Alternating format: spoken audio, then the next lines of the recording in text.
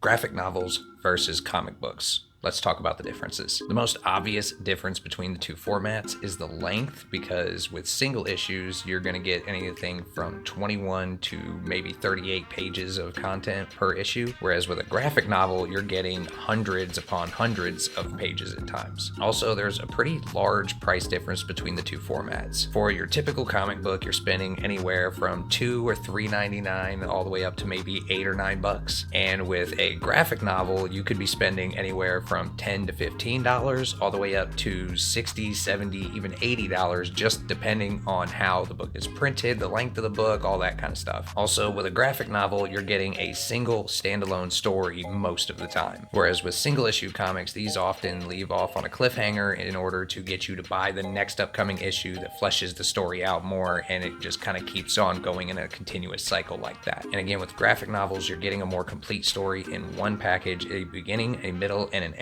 Also, with graphic novels, you don't have 10 or 12 different tie-in stories to pay attention to on top of the mainline comic book. For example, the recent Night Terrors run from DC, that was a single story, but you had to buy probably 14 different characters' comic books in order to keep up with everything that was going on. Whereas with this book here, Ghost of Ohio, that you see on the screen, this is a self-contained story. It follows along with an album of the same name, and yeah, it's a one complete story, beginning, a middle, and an end, and you're not going to have a whole bunch of other things to keep up with in order to understand what's going on. And then if we're talking about paper quality, if you've been reading Marvel recently, I'm sure you've noticed that there is a strong dip in the quality of their paper recently. And with graphic novels, since there's more effort and time put into the books, usually you're going to get a higher quality product out of that. Not to mention, they're a lot easier to keep in good condition because they're not all floppy like a regular comic book issue is. A lot of them are actually like this. You can even get them in hardcover,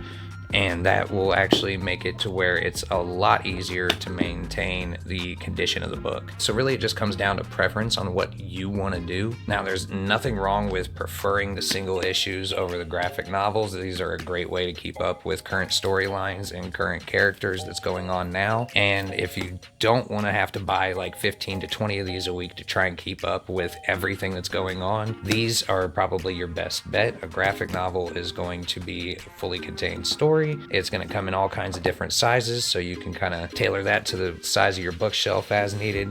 And also, like I said, they're a little bit easier to maintain the condition of, but you are going to be spending a little bit more on these per book. So yeah, maybe also in a later date, I'll go into what I consider to be the differences between trade paperbacks and graphic novels, because I think that's probably a lot more nuanced, and I might have another person do the video with me in order to kind of get a second opinion on that. But anyway, if you're a beginner comic book reader and this video helped you at all, please, I would really appreciate it if you hit that like button and maybe even leave a comment down below telling me what you gained from this video. And if you're wanting to go further into indie comics and graphic novels, you can click on this video right here and it'll teach you everything you need to know when first getting into indie comics.